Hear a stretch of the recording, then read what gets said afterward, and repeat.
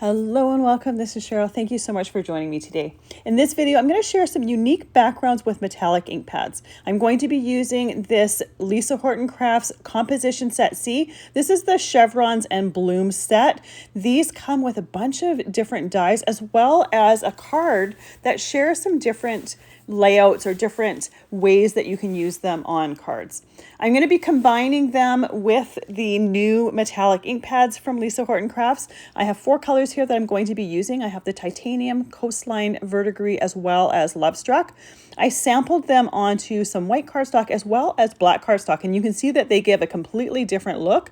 So to play with both of those looks, I'm going to be using black mixed media heavy stock as well as white mixed media heavy stock and combining them to create some different backgrounds with these metallic pads. Now the first way I'm going to use it is on my Tim Holtz media mat, and I'm going to create kind of a distressed style background. I'm going to do this both on the white mixed media as well as the black mixed media heavy stock. Now right off the bat, the white mixed media heavy stock, even though it's mixed media heavy stock, doesn't really like moisture as much or as the black one. The black one can totally handle it and is fine. The white one tends to react a little bit different. The paper bubbles just a little bit different. It's totally fine by the end and by the result that I get, but just be aware that it doesn't react the exact same way. It's going to react a little bit different, but the look that you get at the end is completely different between the light cardstock and the dark cardstock. So it's definitely worth doing both because it creates some really fun looks to it. Now, these metallic ink pads are a dye-based ink pad, a dye-based metallic ink pad. So you can see that there's a lot of bright color to them.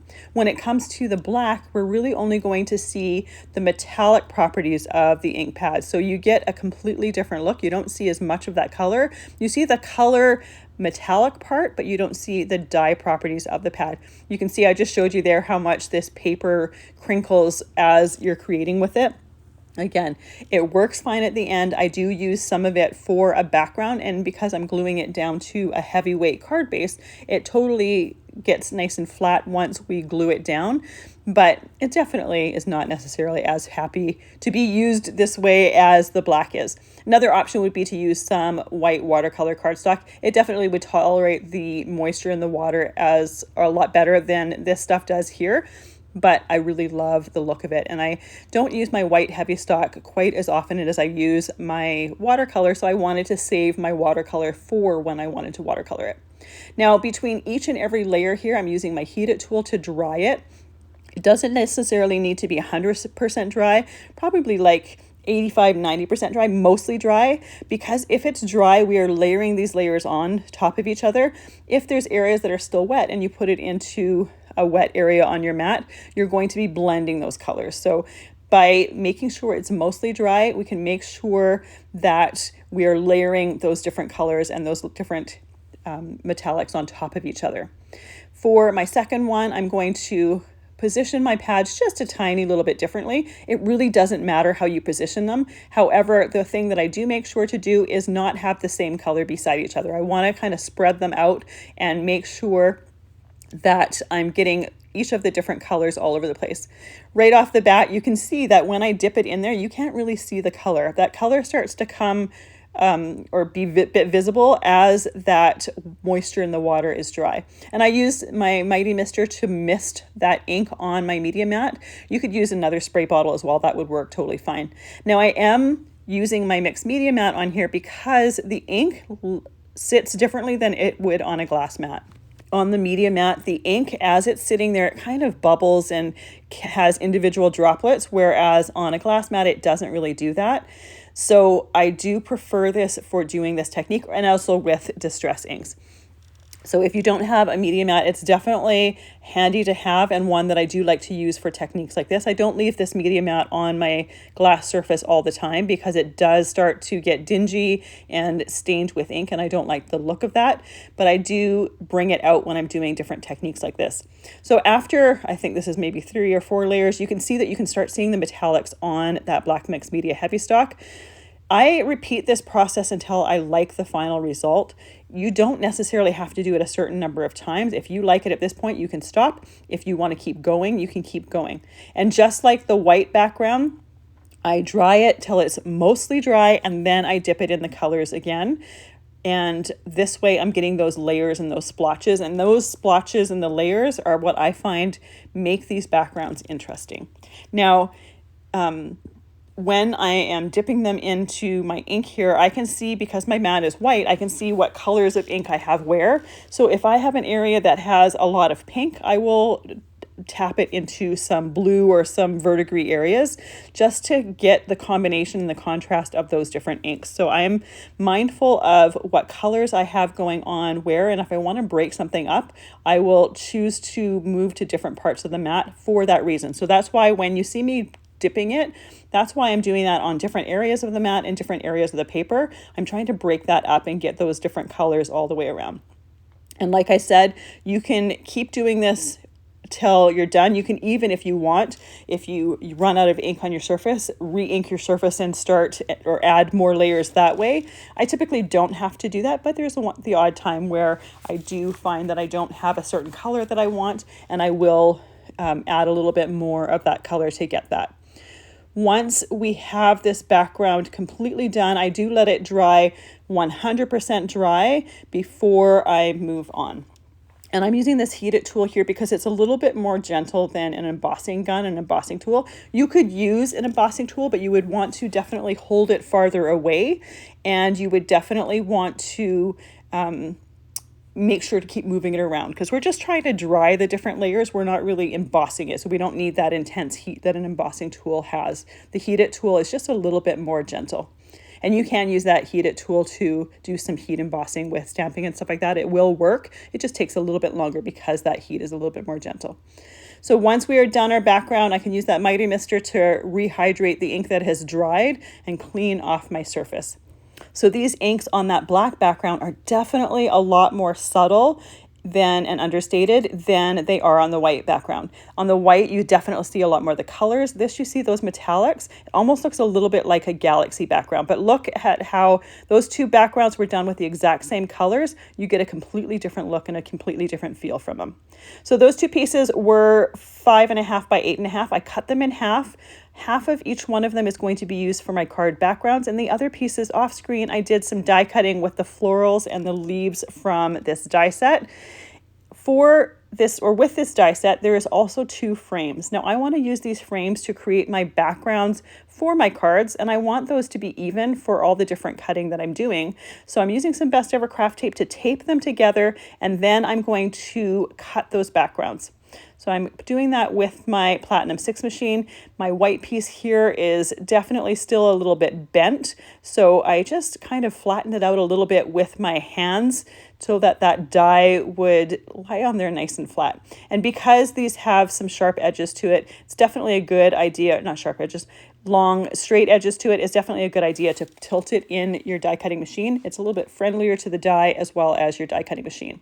So here I have the inner frame as well as the outer frame. I'm going to do the same thing with that same die with white cardstock. So I can take one of those white pieces and put it on the outer frame or inside the outer frame, and I can take one or my outer frame there and put it outside of that inner frame. So I'm getting 2 different backgrounds from each one of these.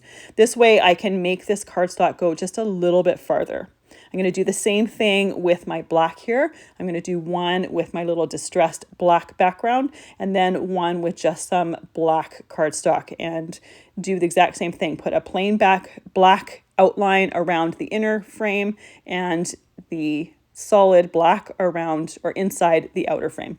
It sounds really complicated, but it makes a lot of sense. This way I have 4 different backgrounds here. So with these backgrounds done, I can start figuring out how I want each one of these cards laid out. So for my white outer frame, I'm taking the Lovestruck metallic ink, and I'm just doing some solid ink blending around it. I want to have that pink metallic frame, and it's going to frame the inner piece that I'm using it with nicely. I chose the Lovestruck simply because for the inner piece that I had, there wasn't a ton of pink. There was some, there wasn't a ton. It was overwhelmingly the darker colors, or the bluier, greenier colors. So this is going to frame it nicely.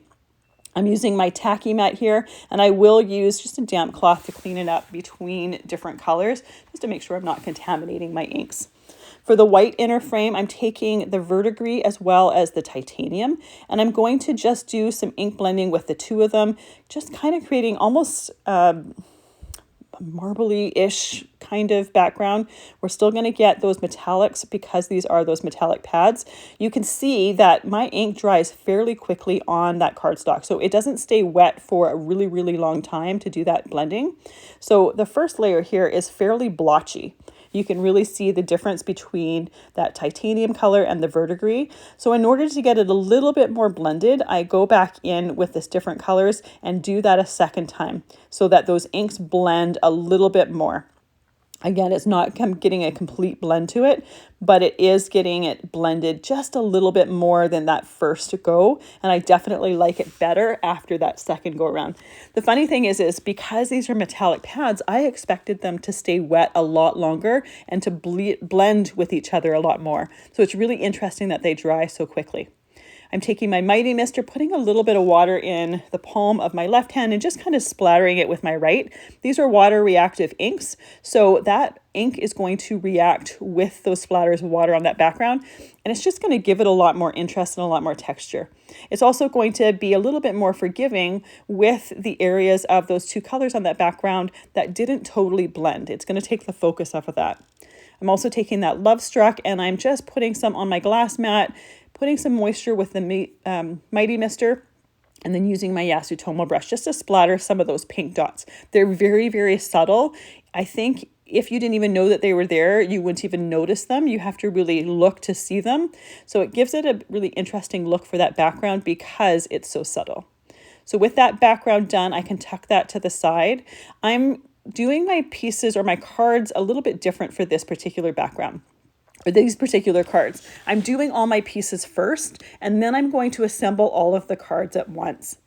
This piece here is another one of the pieces from that composition set. All of the die cuts that I'm using, all of the pieces for assembling these cards are all different dies from that composition set. I am only using that white and black cardstock, so I'm using just the metallic ink pads to color each one of these to coordinate with those backgrounds. The only different cardstock that I'm using for any of these cards is the thick cardstock that I use for my card bases. Everything else is this mixed media Heavystock, both in the black and the white, and any color that you see is only from these metallic pads. And I think it's really wild that you get such a different look on that black than you do on that white cardstock. The difference between the black and the white to me is wild. But I love that because you can pick and choose what look you're going for. For this inner piece for the black cardstock, I am just taking my colors here, my pads, smushing them on my glass media mat, adding a little bit of water. I'm just using that Yasutomo brush just to add splatters to my background. I wanted to have a mostly black background, but I wanted to coordinate the ink colors that I'm using. And the easiest way to do that is with just some splatter on that background. Now you can do as much or as little splatter as you want, and you can do it in all of the colors or just a couple. I ended up choosing to do it with all of the colors just because I wanted to make sure that I had each one of those colors represented here. Now, typically when I do this, I typically will wait for the previous layers to dry before doing my next layers. For this particular background, I didn't do that simply because I didn't mind if the colors blended and bleeded with each other. They were going to coordinate with the paper by doing that anyways. So by not waiting till they dried, it was just going to coordinate nicer, if that makes any sense. For some of my lighter die cuts here, I'm taking the Verdigris pad and I'm just doing some ink blending towards the base of the leaves. These leaves are a lot more blue toned than I really wanted them to be. I didn't mind that they had blue on them, but I wanted to have a little bit more of the greeny tone to them. So I just did a little bit of ink blending towards the base so we still see the blue at the tips, but just adding a little bit more of that green. And again, you could do that as much or as little as you want. You could do that Verdigris all the way to the tips if you want. There's another pad in this collection called Mojito. It's more of a lime green. So this is definitely, the Verdigris is definitely more of a bluey green, which I specifically chose for this because I'm working with blue as well as that titanium. I wanted this particular green shade, but if you wanted something a little bit more of a lime green or a little bit more of a green, then the Mojito might be the best choice. For some of the florals, I'm taking that Lovestruck using an ink blending brush and blending that in towards the center. And again, these particular florals have more of a blue tone to them, so I just wanted to add a little bit more pink. It's not that I didn't like them, I just wanted to have a little bit more of that pink to them. I'm not completely covering them with that pink because that would make no sense to have that distressed background die cut if I was just going to cover it completely up. I just wanted to add a little bit more of that pink tone. And I love the fact that when you do those distressed backgrounds, you can do this. You can give them a little bit more of a certain color tone to them by doing some light ink blending on top, if you don't happen to get the colors on there that you were really hoping for. So it gives you a lot more creative freedom that way, and it creates some really, really cool looks. So with all of my pieces done and ready to go, we are ready to start assembling. So you can see that as I'm putting them together, I really focused on the florals from this composition set. I'm still using the frames for all of the cards, and I'm using a few of the other die sets, but I tend to gravitate towards florals and foliage. So that's what I was most intrigued by for the focal points for my cards. So I glue my outer frame on first because it's the easiest one to center on my card base. Then I insert the inner frame, and I'm making sure to put my acrylic block on those pieces as they are drying so that the paper doesn't curl, so that everything is nice and flat. Then I'm gluing the upper layers on there, once again putting that acrylic block on there to hold everything down nice and flat. Because these were mixed media pieces and because they had water, the black, even though it handles water a lot better than the white, there's still a little bit of curve to it. So I wanted to make sure that that glued down nice and flat. And by using that acrylic block, it ensures that it does glue down nice and flat. It also frees up my hands to work on other things while I'm doing that. Now I have a combination of black cardstock with the black metallic backgrounds. It looks really, really dark on screen. It is a dark combination, a little bit more brighter, or a little bit brighter in person than it is on the camera. It's a choice. It's not necessarily everyone's choice. I definitely prefer the darker backgrounds with the florals from the lighter background. I think they pop off a lot better and they look a lot nicer. But I did want to share using those dark florals because they just have a cool look to them. You can mix and match more of the lighter backgrounds. I ended up cutting up my whole background and I didn't have more to cut up, so I definitely wanted to include these darker ones with it. But if I had more of that lighter background, I probably would have incorporated a bit more of those lighter florals.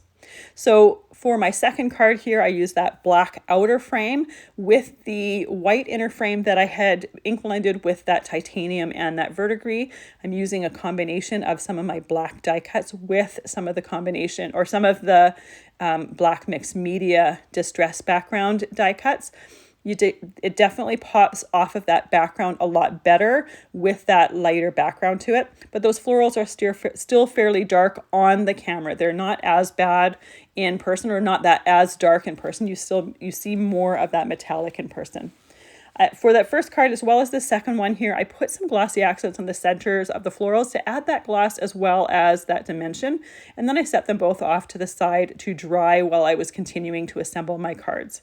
For my third card here, my outer frame is from that light distress background. My inner frame is from that black distress background. So it's a nice combination of the two. You see the colors from that light background and you see the metallics from that dark background. And I think this one might be my favorite because I really love the look of these florals on top of that black background. And you'll see as I'm gluing them to the card, you probably saw it when you could see it on top of the pieces as I pulled them off from off the screen.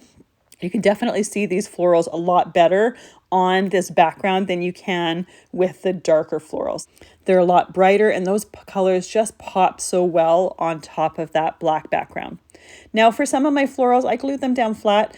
A lot of them, I like to use my fingers to curve those petals a little bit, just to give it a little bit of dimension that way. I don't typically put anything under to hold that dimension. You can use a squirt of glue if you wanted to. For this particular card, I'm adding Glossy Accents once again. For some reason, even though I had used this Glossy Accents recently for my last two cards, this one I had a lot of bubbles in. Now I started popping those bubbles with a pin, but there were so many of them it was hard to do, and I decided to just leave them alone and let it dry like that because it would create some fun texture. When there's just one or two bubbles, it's easier to pop, as well as the fact that they're a lot more noticeable. Because this one had a lot of them in it, it really created a unique look because it had the bubble texture within it that looked really cool once it was dry, and it looked like it was totally meant to be. For this last card here, I have that pink frame. This is the white frame that was inked with that Lovestruck metallic ink. The inside is the light distressed background. And then these two layers here are from that composition set. The outer layer is inked with that Lovestruck ink, as well as the inner layer obviously is that distressed background. And then I'm gluing these florals on here. These ones were die cut from that light background. So this card is definitely a lot lighter than my first two, but I do think that third one might be my favorite. I really love the colors popping on that dark background. So I'm interested, if you have a favorite, pop it in the comments. I'm curious what your thoughts are. I love them all for different reasons, but I just really love those bright colors on that dark background. These metallic inks are so fun to create with and play with, and they can be used in many different ways as well. So this was a great experiment with playing with them. This isn't the first time I play with them. I've used them a little bit in some previous videos. I haven't used them a ton, but they're a great way to create some fun looks and get some gorgeous metallic shine. For a little bit of extra sparkle, I just used my stickles. I put it in the center of the flower, and then I decided to put it a little bit around the background as if I had put gems on the back of my card. They obviously sparkle differently than gems, but I just thought it might be an interesting, different way to add a bit of sparkle to that background. So there is that finished card, and then we have that third card there with the light florals on top of that black distressed background with the light distressed frame. Then we have our second card with the black outside frame.